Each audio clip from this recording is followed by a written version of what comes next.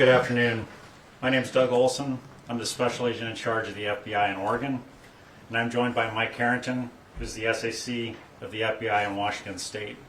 Together, we're joined by our local law enforcement partners, Assistant Chief Pat Moore from the Vancouver Police Department and Assistant Chief Chuck Lavelle from Portland Police Bureau. There's two primary reasons we've asked you all here today. First, we want to share some more information that we've learned about the devices that were used back in October during the ballot box attacks. And second, we need your help. We need more information from the public to help us identify a suspect. Before I get into that, I want to review some of the background on the case. So we're talking about three separate incidents. The first incident occurred on October 8th when a device was placed on a ballot box at the intersection of West 14th Street and Esther Street in Vancouver at about 3:45 a.m. On October 28th, a second device was attached to the side of a ballot box located on the north side of the Fisher's Landing Transit Center near Southeast 164th Avenue entrance at about 2:35 a.m. That same evening, a third device was attached to the side of the ballot box outside the Multnomah County Elections Office at the intersection of Southeast Belmont Street and 11th Avenue at about 3:08 a.m. We believe the suspect used thermite devices. Thermite devices are composed of metal shavings and iron oxide. Iron oxide is also known as rust. This is a very volatile mix that can burn as hot as 4,000 degrees Fahrenheit. The person responsible welded the devices using scrap metal for the exterior and then inserted thermite into the interior of the devices. Thermite looks like metal shavings or metal powder. Each device likely contained a coffee cup sized portion of thermite. Welders sometimes use thermite to weld metal pieces together, but in the hands of someone who isn't focused on safety, thermite is extremely dangerous. I want to stress we are very concerned that the person who set these devices may end up hurting himself or other unsuspecting family members or neighbors. We don't know how the suspect interacts with others, but even a loner would likely spend extra time with family, friends, or others during the holiday season. Also, given the time that's passed between the incidents and now, the suspect may be less guarded about what he shares during these interactions. The suspect may have inadvertently exposed details that can help us. We're asking anyone in the Pacific Northwest who may have had unusual interactions with someone or observed unusual activity to come forward and help us identify the individual. SAC Herrington.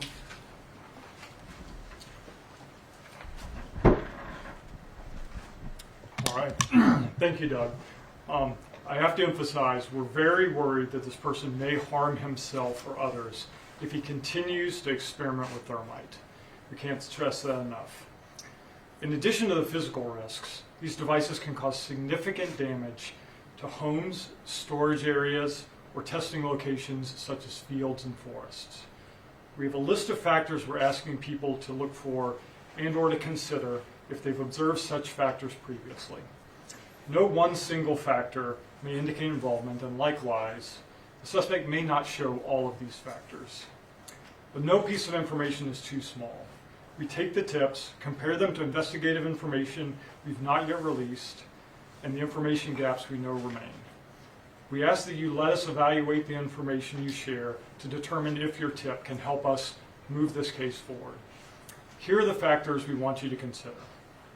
Changes in a person's emotional state, particularly as related to the case or the recent election. These changes could include increased anxiety, irritability, nervousness, excitability, or frustration. Changes in a person's normal routine, such as distancing from friends or family, or missing work or other normal activities. Demonstration of unusual behaviors, to include researching thermite, grinding metals, showing a new interest in welding small projects, and or collecting small scraps of metal such as nuts, bolts, and pipe end caps.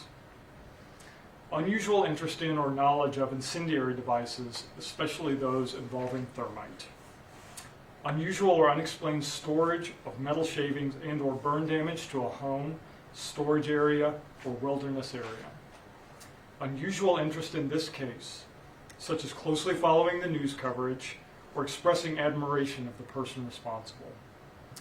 Increased fixation on the current political climate, especially as related to the recent election. Someone recently disposing of or stopping the use of a Volvo S60 sedan. As a reminder, the suspect was driving a black or dark gray 2003 or 2004 Volvo S60 sedan with a light colored interior. The trim was worn. The car has a sunroof and dark aftermarket rims, and it's missing the Volvo logo normally affixed to the front grille. It's possible the suspect has done work to paint the car to change its color, repair the worn trim, or replace the aftermarket rims. The suspect may also have sold or tried to sell the car or disposed of it through other means. We believe the suspect is a man, but we're open to the slight possibility that the suspect is either a woman and or they have an accomplice, which could be either male or female. Now, the FBI is offering a reward of up to $25,000 for information leading to the identification, arrest, and conviction of the person responsible. We ask anyone with information to contact us by calling 1-800-CALL-FBI or reporting online at tips.fbi.gov. In addition, we want to remind you that Crime Stoppers of Oregon has offered a reward of up to $2,500 in this case. This case is a top priority for both of our field offices and our law enforcement partners. Election security is one of the FBI's highest national security priorities, and Americans have a right to expect free and fair elections. Finally, we want to again acknowledge our partners for their assistance, particularly the Vancouver Police Department and the Portland Police Bureau. So, those conclude our remarks. I believe we are opening up for questions. Did you receive many tips initially after the reward was issued in November, I believe? I believe we did receive a good number of tips, and we've been looking into those and integrating them into our investigative process, but it does remain an ongoing investigation. Why do you believe the suspect might have an accomplice? Do you have any details on that? Yeah, I think we're just leaving all options open. I don't think we have anything that substantively shows that the individual has an accomplice, but we also don't want to limit that option going forward in the investigation. Are tips still coming in?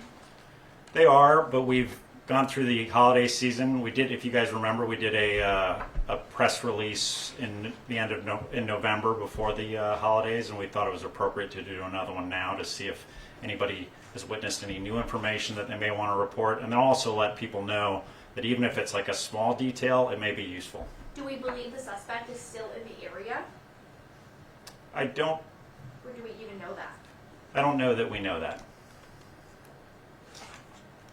For someone that carried out acts like these for the election, with the inauguration coming up, any concern that someone like this might act out again in advance of that? Yeah, I mean, it is a possibility. In fact, we're very worried about threats of all different natures against the inauguration and other significant events like that. We don't have any indication that this particular subject might do that, but one of the things that we continue to investigate is what the actual motive was behind this. And until we gain greater clarity on that, it's a little difficult to predict what else the suspect may be interested in doing. Was the thermite discovered later after lab tests were done, or was that discovered right away? I think. Well, you want to take? I think there were indications that were thermite, but we hadn't confirmed it at the time, so we have at this point. We wanted to make sure we shared that with everyone. Is thermite easily accessible? Could anybody get their hands on this? Or I think thermite is pretty easily made. It's a compound where you need heat, and then you need iron oxide, and then you need metal shavings. So if you, and that's no secret. That was actually my question. Obviously, this has been very widely covered. Is there anything from the FBI that you wish media outlets were focusing more on to help catch the suspect? We appreciate you all being here today so that we can share this information. Like, there's additional information that we're sharing, and I think when people see like the level of the information, then maybe they may have noticed something that they didn't think was important before, but now they may want to share with us. And we expect, based on the engagement with you today, that we will receive help from the public, and that's what we're looking for. Obviously, there is no law. Oh, Oh, sorry. yeah, sorry, I just want to add one thing on that. Like, I would ask you again to kind of focus on some of the key facts. This, that would be very helpful to us. You know, again, those behavioral changes that I ran through, the details about the car, and then of course, you know, information about people who may be, you know, working with or looking into thermite and welding. Obviously, there's no upcoming election that we need to be concerned about, but moving forward, if you're not able to catch the suspect, do either FBI offices intend to bolster security?